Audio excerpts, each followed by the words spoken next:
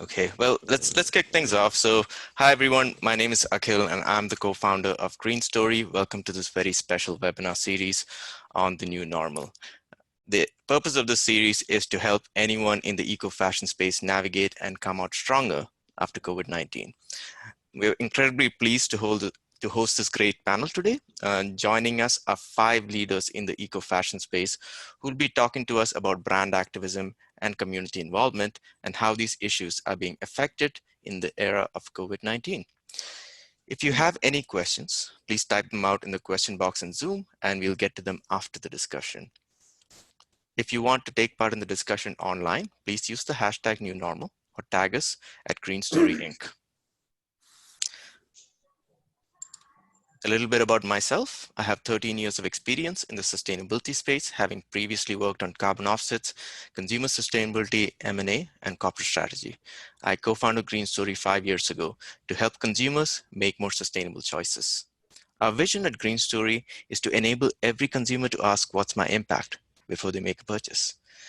As a company, we work with brands ranging from startups to global giants to measure the impact of their supply chains and visualize it for customers. On the right, you'll find a really quick example of what we do. This is the product page of one of our clients, No Nasties. We have calculated the impact of their organic cotton item, compared it against a conventional item, and shown it at point of sale through clear, arresting infographics. Without any further ado, I would like to thank everyone on this great panel that's joining us today. And our moderator today is Christal Earle. Christal is the founder and CEO of Brave Souls. Brave Souls is a female-owned brand specializing in beautiful handmade shoes ethically produced with upcycled tire soles. Its accessories also contain elements of upcycled goodness, from leathers to inner tube components. Their products are handmade in the Dominican Republic, where they partner with local artisans and suppliers using small-scale production and local employment. On a more personal note, having known her for over 3 years, I can safely say that Christal has been an inspiration to a lot of social entrepreneurs, including myself, in how she's built her community, both with consumers and her supply chain. With that said, it's all yours, Christal. Thanks, Akhil. It is such a privilege to be here today, and I want to welcome you if you're just tuning in now. Thanks for joining us. I think I've been looking forward to our conversation because I think you're going to find it enlightening and inspiring, and our hope and goal is that you're going to walk away with some great ideas from today and some inspiration for how you can begin to use brand activism even to a greater level in what your vision is and what your project is. So without further ado, I would like to introduce you to each of our guests here today. And they're just going to share for a quick minute about what their brand is about and what they're doing. So we're going to start with Cindy. Welcome today, Cindy. We're glad to have you here. Hi, thanks, Christal. Hi to everyone. Thanks for joining. I'm Cindy Jones-Nyland. Christal, did you want to jump in? No, sorry. You go ahead, you tell us. No, you go ahead and tell us about what To the Market is about. Great, thank you. I'm Cindy Jones-Nyland, and I'm the Chief Marketing Officer for To the Market. And we enable more transparent and ethical supply chain options for big brands, retailers, and corporations. We have a syndicated supplier network of over 100 suppliers in 20 plus countries. They range from small batch artisans to large capacity factories. And we've been laser focused on connecting our non-traditional suppliers to global market access, providing our clients with sustainably sourced and ethically produced materials and products ranging from apparel to custom products to home goods. Okay, thanks, Cindy. Farrukh, can we hear from you from Daria Day? Absolutely. Hi, my name is Farrukh, and I'm the founder of Daria Day. Daria Day is an ethical jewelry brand, and we work with artisans in remote communities in northern Pakistan to source and make our jewelry. Our goal really is to empower these artisans to have a sustainable livelihood while bringing to the market ethical, unique, and traceable jewelry. So we tell you who made your jewelry and where your gemstone was sourced from. Okay, so so far, and we're going to hear from Leticia and Peeyush in a second, there's a couple things that you've already said that both you and Cindy were very specific about why what you're doing is important. Cindy used the word laser focused on sourcing, and Farrukh, you said that you want everything to be traceable. So this tells me that we're going to have a great conversation. Leticia and Peeyush, I don't know if one of you or both of you want to share with a bit about Happee with us. Hi everyone, thanks for joining. I am Leticia, he's Peeyush, and we are both the co-founders of Happee, which is an ethical and sustainable fashion brand based both in India and in Brazil. So our mission from the beginning has been that we really believe that fashion can be an agent for turning the world into a better place, and that every stakeholder can be a part of this change. It's not just about us with the customers, but it's also about the suppliers and the entire ecosystem of people that are involved in this process. So this is our big vision and mission, and for every product that we sell, we donate a part of our profits to empower local communities in India. Wow, that's awesome. Thank you. So one of the first questions that we want to begin tackling is just to even define what brand activism and community engagement means from your specific perspective as a mission for your brand. Farrukh, could you share with us a little bit more about what that looks like for you? Yes, so for us, really, what brand activism really means for us, it really means that we are making an impact in the communities where we're working. For us, it is telling, it's empowering the artisans that we're working with to have a meaningful life, and it is then telling that story out to our consumers. For us, and for us, the community really is just not the community of the artisans that we're working with in northern Pakistan, but it's also the miners who are we working with, who we source from. So it's creating that whole community, right from the mining down to the actual jewelry that is produced. So it's really about using your force, using your business to create change and to make a positive impact. Okay, that's awesome. Now, one of the things that you said was, you talk about like impact in the communities, and I'm wondering if someone can share with us how they see impact, some of the ways that impact is measured in what they're doing. So, do you want me to say? Yeah, sure, go ahead. So for us, how we measure impact really is by storytelling. We go in there and so for us, the biggest impact that we measure is the increase in household income for our artisans.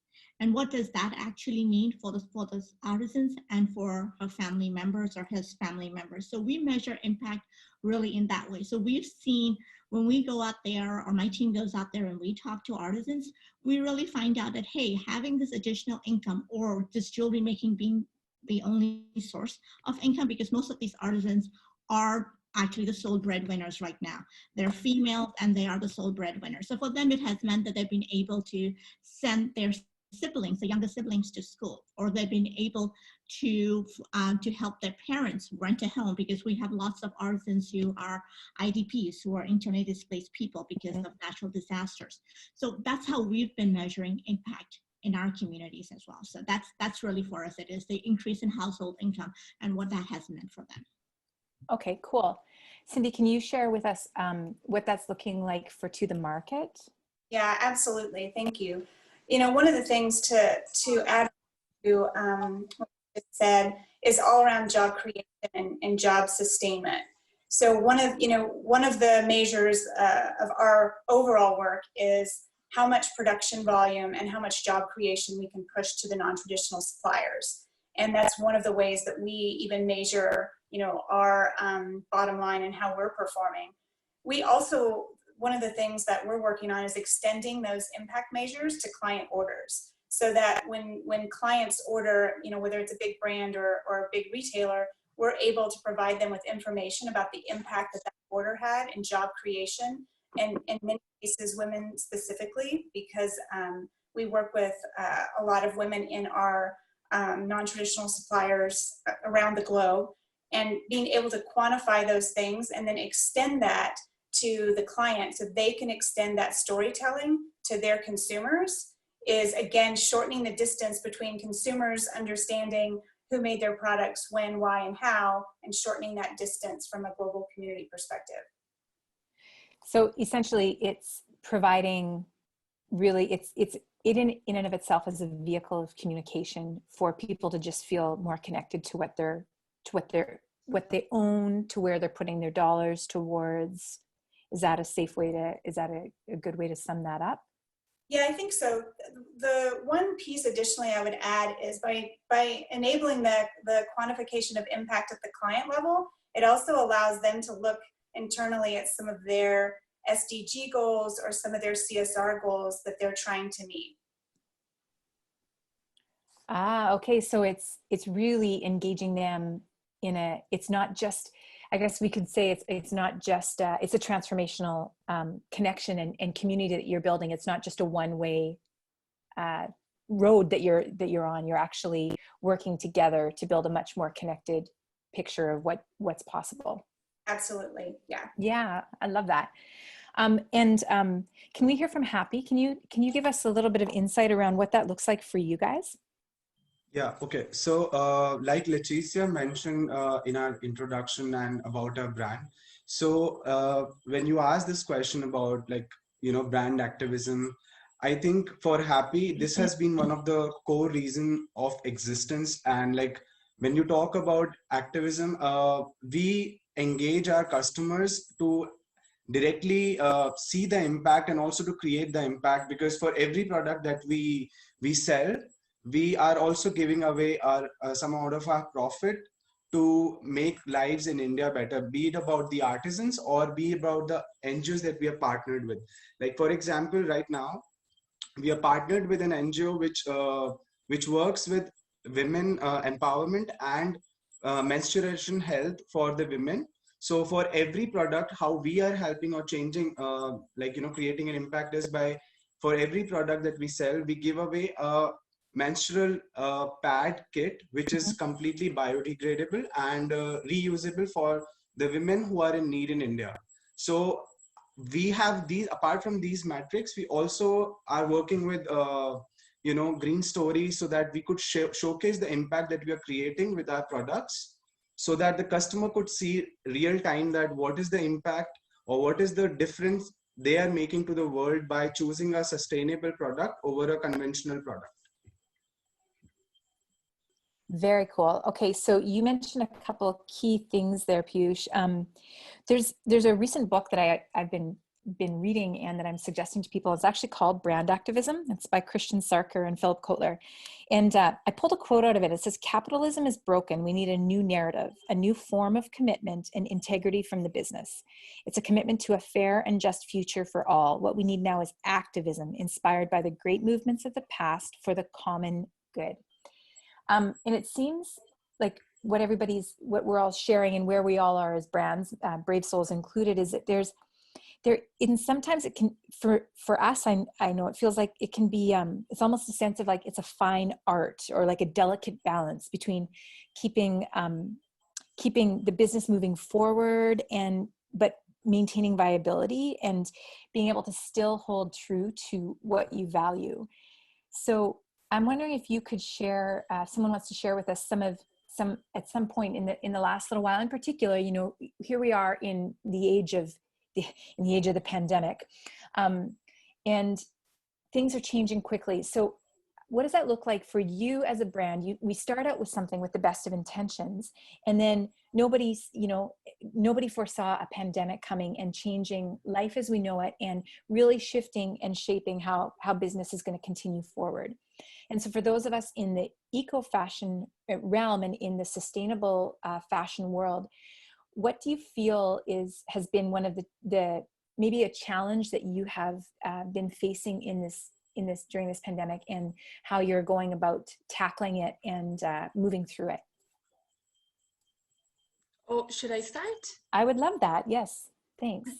Well, it's definitely been challenging, I think, especially in the beginning, because of course all brands, they need to sell whether they are sustainable or not. And with everything that suddenly happened, at least which was the case in Brazil and India, where things stopped overnight, and a lot of people started questioning brands that were suddenly trying to still push products ahead, and we were like, okay, it's time to stop and see how we can make a difference without keep posting products and products and products all the time, because we felt that definitely there was a backlash towards brands that were just keep trying to sell while people were really depleting their mental health, and they were just not concerned about buying at all. So we shifted the focus of our content and our marketing to something else, which was that first we started sharing tips on how people could feel good about themselves, like tips on how to feel positive during the quarantine. And we reached out to the NGOs that we work with here in Jaipur, and we asked them, how can we help? Because the lockdown in India has been extremely strict since the end of March. And a lot of people, they lost their incomes overnight. So we felt that there was a need of like, okay, now it's not the time to focus on really selling, rather it's the time to focus on actually helping, which is something that we already really like to do. So we just started creating awareness campaigns to our customers and our stakeholders to like, okay, we are gonna donate this amount of money, which is towards feeding people, feeding families that are not really having an income anymore. Do you guys wanna contribute with us? Yeah. So like just to add on to what she's saying, for every brand, like there are two things or that they can do for the customers, like precisely, which is one, to showcase their product, and the second other thing is that like for this eco fashion brand is like to show that why as a brand you are different. So we decided that right now it's not the time where people would, like she mentioned, people would focus on buying a product. So why not to showcase people or to ask people to engage somehow in this community change, and help the people who are actually needing money for buying food, and also like people who are needing mask for that matter. So we decided to bring two projects at the same time. One was to engaging our audience or our customers to donate for providing the money for the food for these migrant laborers who lost their livelihood like overnight. And the other was to provide or to give the livelihood to the stakeholders who are making our production here in Jaipur, to give them opportunity to still make money through making mask, which is also another product which is like something that you have to adapt, and we knew that everyone will not be able to afford in a country like India. So we decided that this is another way that we could engage the community and at the same time make a difference also in the community. Wow, that's great. And so, and what did you see as a result? Did you feel that people were joining you in your efforts? Yeah. Absolutely. The donation of the food was the first one that we started with, and it was like really urgent. And it was really impressive that we got the donation of more than 200 kits. Like each food kit feeds up to between 4 to 6 people of the same family for up to 15 days.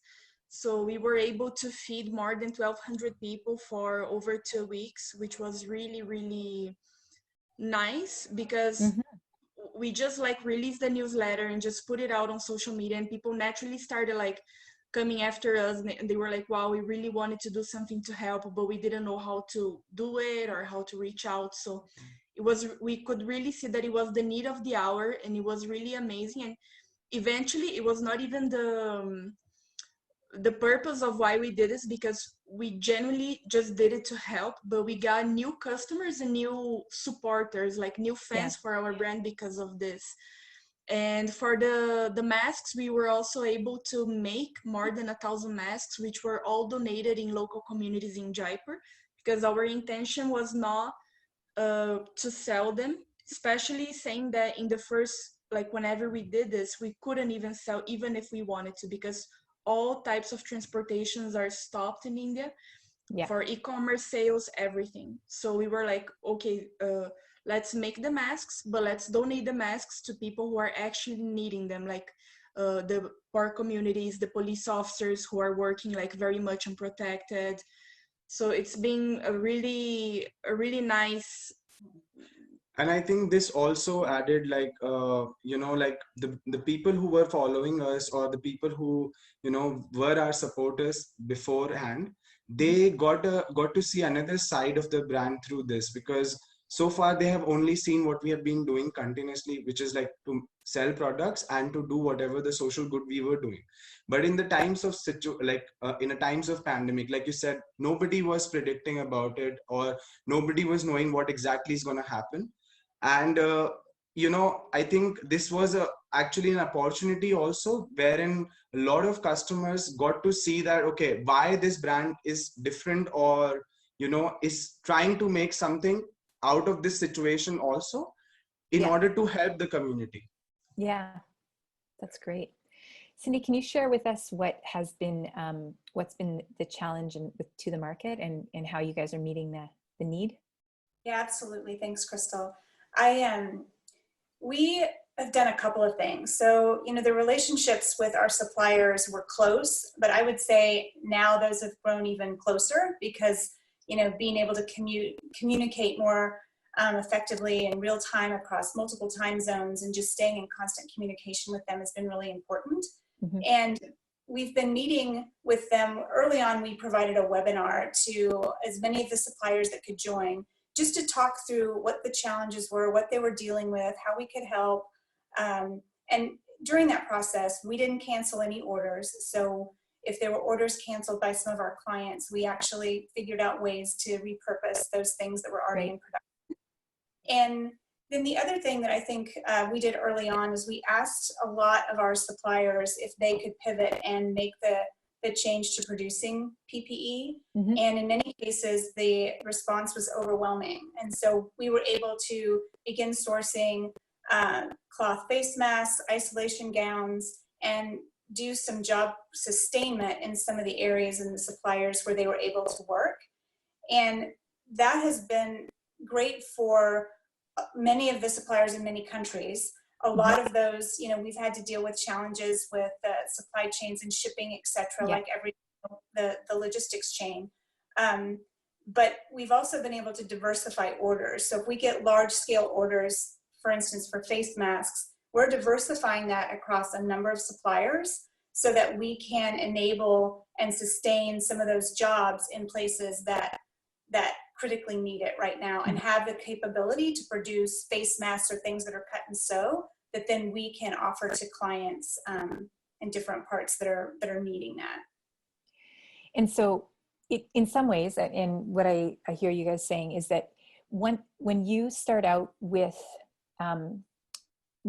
activism and building community engagement on both sides of the equation as your core mission, when something like this comes along, it's really, so much of it is about our perspective, right? So much of it is about when it's like some people are there's a temptation to want to give up, but what I hear you guys talking about is it's actually an opportunity to really prove true to who you say you're going to be, right? Because it's one thing for us to make grandiose promises that this is what we're going to do, and we're going to give X number of dollars to this, and we're going to, because we have the best of intentions. But it is actually in a time like this when we get to be able to prove those things, and also be honest with ourselves about, okay, what can we still continue to do better, right? So Farrukh, can you share with us about what Daria Day has been seeing happen? Sure. So so for us, at Daria Day, it's actually been a little bit difficult, like for our artisans, because literally when the lockdown notice came in Pakistan, everything shut over down. Same thing has happened in India, and it's been really strict. It's been really hard, and it's been hard because for most of our artisans are daily wage earners, right? They rely on the money that they make on a daily basis to feed their family. So having the workshop shut down, having the collectives not been able to do their work, really meant that artisans really were losing their daily income. But we But similarly, like with Happee, we worked with the NGOs and the foundations that we work in northern Pakistan, and so there was food delivery to the artisans, and those were done directly by the foundation. But what we've ended up doing right now is that we've been diverting a lot of profits that we made, especially in the last couple of weeks on top of sales, to the foundation to provide food to the artisans.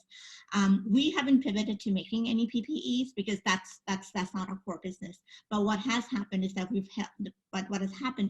our local NGOs have used our artisans to make PPE. So a lot of them are artisans are now working with these other local foundations and NGOs to make masks, and they're getting paid. So we are also diverting funds towards those foundations so they can they are able to source material to make the mask, and also able to provide those our artisans with income. But what we've also been focused on is what happens once the lockdown is lifted, right? Okay. Because once that happens, there's going to be a whole other host of issues coming up, right? Are these artisans going to be getting orders? Are we going to be able to move supply? So what we've been working on is making sure that when our workshops open up, that they are able to function, that we have the protocols in place. There's still going to be need to do social distancing. There's still going to be need to do all of that. Just because the order comes across, yes, you can open at the end of the month, doesn't mean that everything is, we're back to normal the way it was in February. So we're working with the foundations to make sure that, that the artisans, we have all the protocols and that we, as the brand, have orders to give to them. So that for us, it's been a double-edged thing, right? We don't want to push products, but we kind of have to sell so that we can, at the back end, provide our artisans with a livelihood that we've committed to, right? And so, and so in order to do that, I think one of the things that we did here in Canada, especially, and Christal, you are part of this, we formed a collective here, Good People Doing Good Things, right? Where we, as a collective of about 5 eco-fashion brands, we kind of banded together, and we told each other's stories to our communities, and that kind of helped to sort of raise all of our profiles and raise awareness amongst all of our communities as to what the impact of this is and what each of our brands are doing to help communities around the world. Yeah, I think that's a really good point, Farrukh, because it is that delicate balance, right? Where it's like you want to be able to, we want to be able, as those of us, and I'm sure the people that are listening to this too, we're driven by a higher purpose. That is, so there's that fine art of remembering that we still have to keep this business moving forward, and to use business acumen in what we're doing, but to be able to stay true to why we're doing it. And there's a common term that everybody knows about called greenwashing. And it is, we've seen kind of how brand activism, quote unquote, has kind of taken, it's been on a bit of a journey from people, from corporations wanting to show that they're really not out just to make the buck, but they're doing things, to brands such as ours that are small businesses, small social enterprises with mission, very clear mission statements about what we want to do. Do you feel that there is an element of trust that we need to also, like, we need to strengthen, that is maybe that people are, do you find that people are kind of, they're like dubious, like, are they really doing what they're doing? And if so, what are you doing to be able to make that clear and give people peace of mind, but also to just honor your own integrity as a brand? So one of the things that we really do is we tell stories. So right now, what we're doing as well is that we are asking our artisans to record what they're doing on a daily basis now during this quarantine lockdown period. Yeah, we brought them all together on a WhatsApp group, and we said, share your videos. Take a daily video of what it is like now to live your life in the lockdown period, right? Right. It's different for what I'm living here in Canada and what is for them living there in northern Pakistan. Mhm. The worlds apart, right? So what has that meant? And then what are your expectations, or what are your aspirations once this lockdown is over? Mhm. What do you, what are your aspirations? How do you see your life unfolding after that? So we're creating these little mini diaries of them that we're going to sort of weave together and share with our communities and stuff. Mhm. And that's sort of that's one way where we're bringing in transparency into our process, and to saying Yeah. that if we're saying that we're diverting profits from our sales to these communities, this is what it means. This Right. is This is how it impact that looks. is happening, Yeah. and this is what it looks like. And so, and that's the best way I know to build that trust, is to just Sure. be transparent, to be open, and to share these stories, because that's my answer to Yeah, sure. that. Yeah. And then we've always been very open. When people ask us questions about anything, we're very open, and we tell them. Like, I had a question this morning coming to them that we're very concerned about our mining practices and stuff. I'm like very open as to, this is how these things are mined. This is where it comes from. And but this is where Daria Day stops, because we're not a mining company. We're a jewelry making company, right? Good point. Yeah. So, so we're very open and very transparent in that. Yeah. I think Sorry, you go ahead. Go ahead, Well, Cindy. I think to build on what Farrukh just said about the storytelling and transparency, ultimately consumers will be the litmus test for the, greenwashing versus authenticity and activism. And, I think the organizations that stay true to that as part of their values and their strategy and core mission versus using more of a marketing strategy, I think consumers are going to find that out really quickly, especially given, the crisis has really opened up a lot of eyes in terms of supply chains and where things come from, and building on that transparent storytelling is going to be really important for consumers to be able to make choices with their dollars. Yeah, I agree. Leticia? Yeah. Or Peeyush, sorry. No, it's okay. I absolutely believe with what they said. I think that transparency is the key. And I think it's very easy nowadays for a brand to just put on a label like, oh, our denim is fair trade or ethical or whatever, because, writing whatever it is on a piece of paper on the tag, but selling the denim for like $10, I think that customers nowadays, they are very skeptical, but they are very smart. So it's not enough anymore for you to just write in a piece of tag that, oh, we are ethical because we are saying that we are. I do think that a lot of people, they definitely do their homework, they do further research. So we always try to be transparent in our processes. We are constantly posting on our Instagram stories, on our Instagram feed as well, on Facebook. What are the things that we are doing? Just before the lockdown, for instance, we went to a donation event here in India where we donated like a certain number of menstrual pads in a rural village near Jaipur. And we were very happy to just, film the whole thing, take pictures, show them on social media. And this is the type of thing that customers expect you to do, right? Like, so that they can see that, okay, I know that what I paid for or the product that I bought actually did help someone. And you gotta be able to back it up. You need to be able to back it up. Otherwise, what is the difference between you just saying that you are doing? Like, why would anybody believe you? And I don't know if anybody else has this challenge. I would say that at least this is something that every now and then we feel that there are also the internet trolls, which are people that they come across one of our ads on Instagram or one of our posts, and they just randomly type there, like, you guys are not doing the real thing, you guys are just like exploiting Indian arts. And so I think Farrukh definitely must be listening to this every now and then because she works with Pakistan artisans. Yes. And for us, like it's definitely challenging trying to build an ethical business in a country like India that already has like a very tarnished image, in the sense that, like, okay, everybody's exploited in India, so how do I know that you guys are not greenwashing?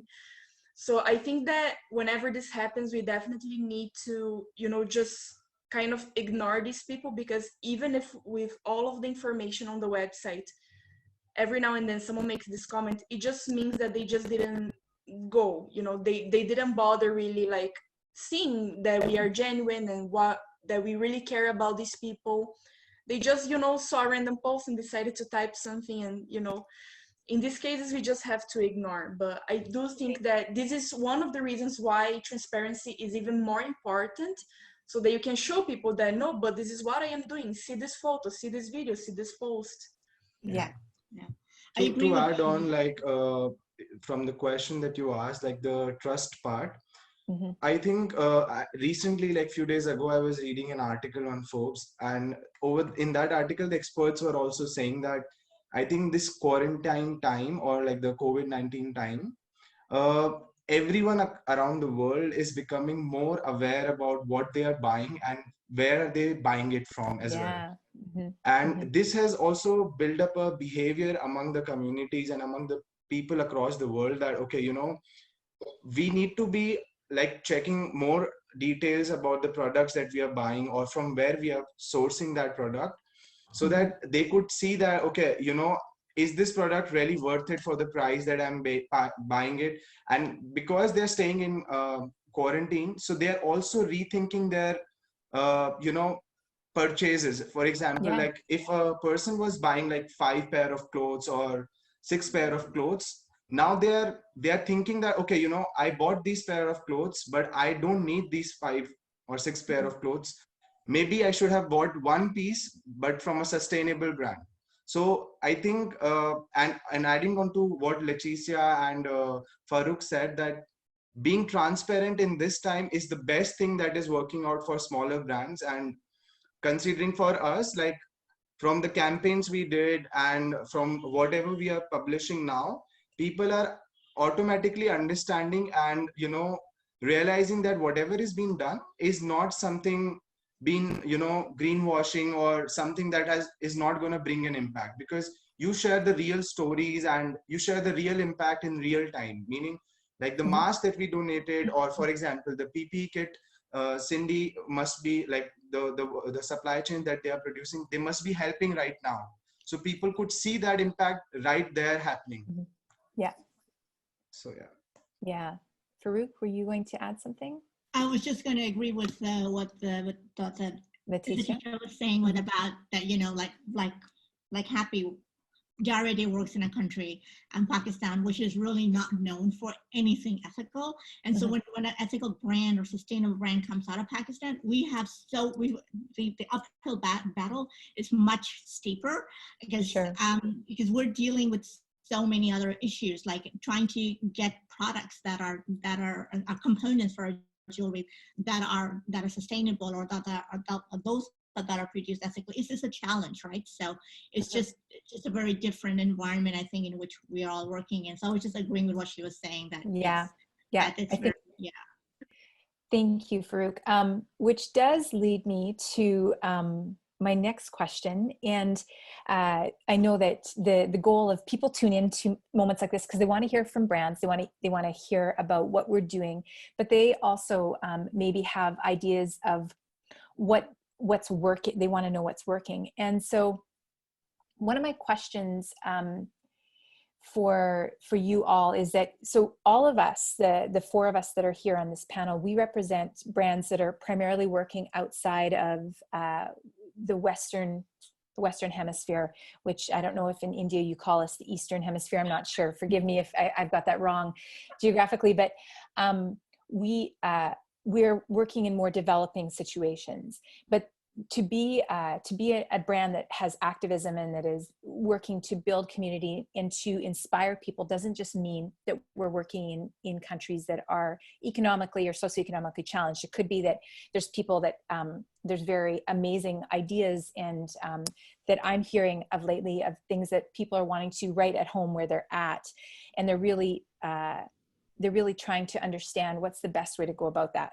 And so those of us who are entrepreneurs, we already don't have much risk aversion because we've already taken crazy steps. And so for us, it's just like, I think I don't know about you guys, but for me, a lot of times in Brave Souls, it's like, now I'm starting to see it like a chess game. It's like, okay, so I tried this, like, it's an interesting experience to be able to do that. But some people are maybe at a different stage. So I'm wondering what you would have in terms of words of advice for people that are tuning in about how they can, even some of those first steps that when you look back, you're like, I'm so glad I did this first, in terms of building a brand that's an activism brand. If anybody wants to share something from that. I can jump in. Yeah. One of the things I would say is the relationships and really building deep relationships and understanding the needs and of the communities with which you're going to work. Mm-hmm. So one of the things that our founder and CEO did initially was build out, the deep relationships with all of our suppliers, big and small, in a way then that allowed us to build on that from a demand side. Mm-hmm. So it was an early risk in terms of investing a lot of time and resource and attention. But building those trusted relationships and taking the time to do that has been really beneficial. Mm-hmm. Right from the beginning. Anybody else?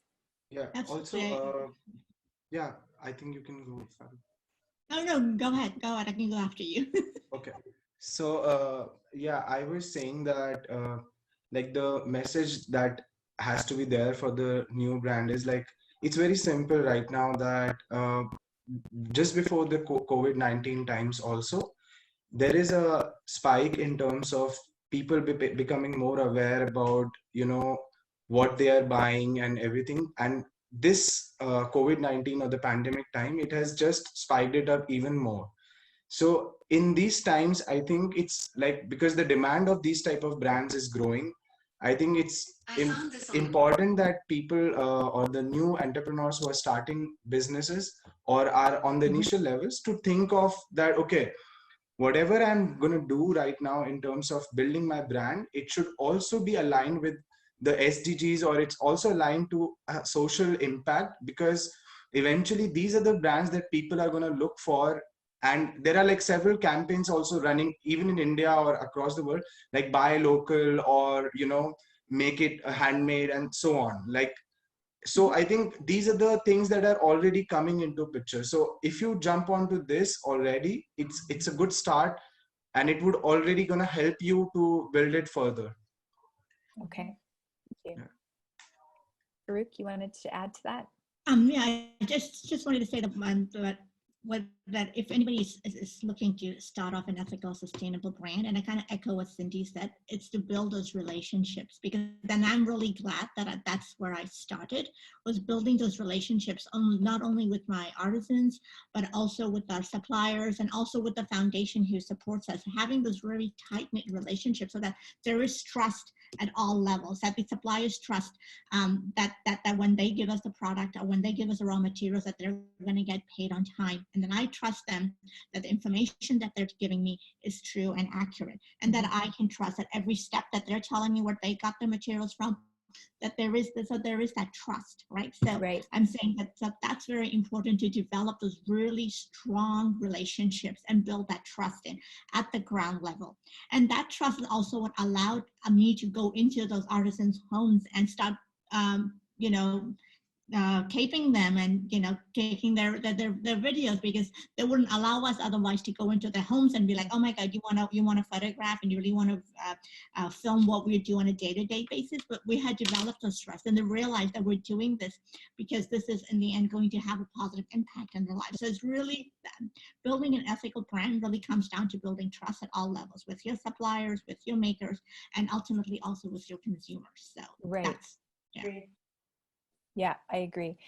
So there are some questions that came in from earlier that people, when we first started promoting the webinar, that people were submitting. And I wanted to put out a couple and just ask if anybody wants to chime in. One of the questions that comes in that's a very real question that I'm sure all of us have to face is, do you have, what do you advise when a supply that is needed for your production does not have a sustainable alternative? And everybody's like, that's not my issue. So I'm going to go to the next question. No, just kidding. Said no one ever. Anybody want to weigh in on that? Okay, Leticia. This is kind of like funny, because of course it's impossible for this to not eventually happen, like especially if we are, India right now is in a situation where the economy, at least before the pandemic, was growing a lot, and it was growing really fast. So a lot of people are making money with making all sorts of things at all sorts of prices.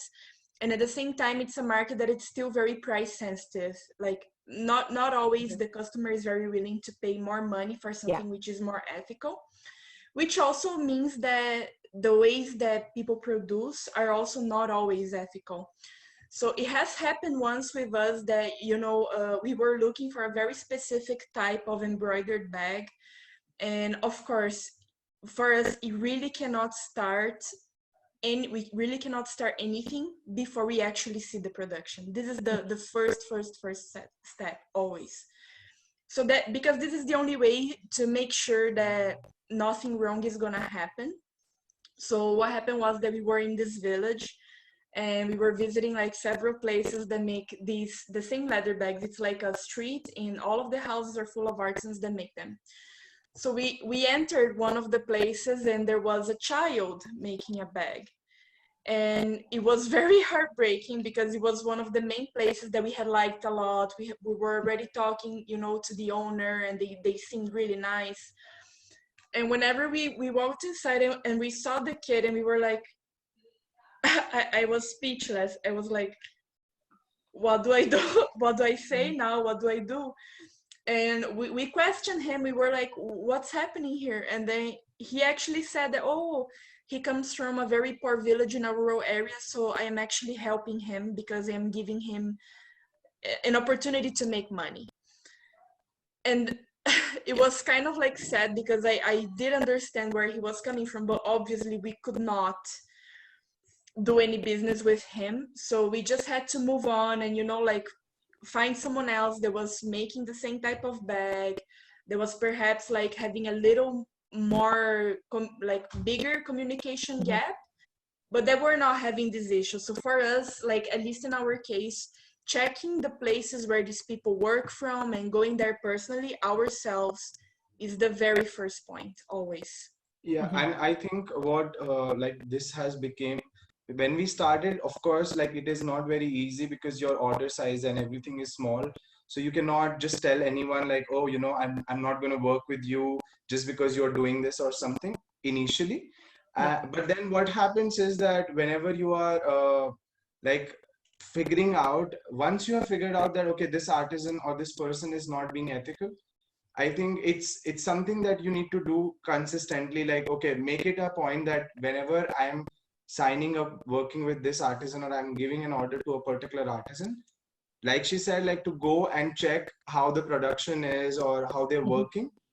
And also at the same time doing unplanned visits, like whenever, if the production is happening and you realize that, okay, I think I need to go and check first. So that if you do that, and in those times things are okay, then only we go ahead to keep continuing working with them.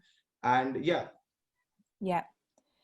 I think that we're all, these are issues that come up anyways, because as soon as you draw a line in the sand, that means that you're setting a standard, and by sheer virtue of definition, a standard means that there are going to be things that don't meet that standard, right? That we're going to have to make decisions as. One of the other questions that comes up, and and there's some questions that are coming up in our chat as well around how we can engage people more in educating people. So it's one thing, as we understand, it's one thing for us to share the story of what we're doing, but all of us as a collective of people that are involved in why we're doing what we're doing, and I can speak on behalf of why Brave Souls started working even with Green Story, was because we wanted people to really understand the impact of why this particular choice, why they could feel good about this particular choice. And so there's one of the other questions that came is, how do you choose which initiatives to get involved with in the community? So we're all speaking from the perspective of brands that are out seeking, we're as a brand are out seeking other people to get involved with, but what are some of the criteria that you would suggest for people to that they could use as how to get involved more and to support things that are going on already? Okay, can I go about this? Yeah. So I think this is this brings us the memories of when we started off our business. So whenever we were thinking of starting a fashion label, we realized that okay, there is one thing that we really want to focus is that being ethical and making it with the artisans. But what else we could add? So whenever we started, of course, there were challenges to figure out like which NGOs or which organizations to partner. But I think eventually when we were working for some time, we realized that whatever completes the business model or whatever completes the whole cycle for you, I think that those are the initiatives that you should work upon. Like, for example, if you are working with, let's say, fashion or women's fashion, for us to work with a women NGO or an NGO focusing on women in India, it made complete sense because our customers are also mostly women. So to them to understand the issues that are there in India and to help those issues, it makes a direct contact or it makes a direct impact for them. And second thing is it eventually also closes the cycle of what we believe in as a company, that product is also for women and helping also is done to a women eventually. So I think it's more about completing the cycle which completes your work. I would just like to add up that at least in my personal experience, it makes a lot of difference whether you personally connect to the cause that you're trying to help or not. It shouldn't be just something that you are trying to do just because you have to, because as every entrepreneur knows, like there will be a time when things will get tough, and there will be a time when you are gonna ask yourself 1,000 times, should I keep doing this? Should I move forward? Why am I doing this? This is so difficult. And I, at least for me, whenever this happens, the answer is always in the change that we can create or the people that we can actually help. Yeah. Because whenever you think about quitting and then you think about those people, like, but what about those people, like I committed to them and I really believe that I could help them. What's gonna happen? That's the main thing that, quite often keeps you from quitting, or it just keeps you going and just gives you an extra dose of energy and motivation by the end of the day. So I really think that connecting to what you are actually trying to help is very important. Yeah, thank you. Cindy or Farrukh, do either of you want to weigh in on this before we wrap up? I'd echo what Leticia said about being connected to it. I think that's really important. That emotional tie. It's really hard to do all things. So when you can boil it down to things that you are connected with and that are very, very important to you, you'll stay true to that strategy and that value system and that core business. So I think that's a really important point. Absolutely, I kind of echo what Cindy and Leticia just said. It's remain connected and choosing things that actually keep you connected to your core cause. That's really is what's going to resonate with your consumers, with your community. Because if you sort of step out of that, then it'll stop making sense. Like for us, we've been very clear that we are working with artisans. Most of our artisans are female. So if there's anything around that we would support, would be something that would support that. So that might be looking at, any issues, or there might be microfinance issues that we might go in with the foundation and help support, for example, or stuff. But anything we do would ultimately have to go back to our core business values. Yeah. Yes. Yeah. Together. It's been so great to have this chance to hear from you. And so as we wrap up, could you just let us know one more time where, if people have further questions about your brand, where they can find you? Happee, do you want to tell us? Go ahead. Oh, sorry. Well, I don't know who sees what on what screen. So, guys, where can people connect with Happee? We will just is it okay if we just type it in the comment section? Yeah. Like, I think so. I don't know if the comments show up in the recording. Type it there. yeah. Peeyush is gonna type over there our website, our email, our social media. But people can also find us on Instagram at Happee Brand, Happee with double E instead of Y. Happee Brand, or I am Happee with double E as well. IamHappee.com. Okay. Perfect. And Peeyush is typing here. Our email is info@IamHappee.com, and we will be very happy to connect to whoever writes to us. Thank you. Farrukh? So you can reach us on our website, which is dariaday.com, and you can chat with us there, or you can email us. There's a contact form right there, and at the moment everything comes to me directly, so I'm happy to answer all questions. And you can also find us on social media, on Facebook and Instagram at Daria Day Jewelry. Okay, great, thanks. And Cindy? You can find us on the web at tothemarket.com, and then we're also on Instagram and Facebook and LinkedIn.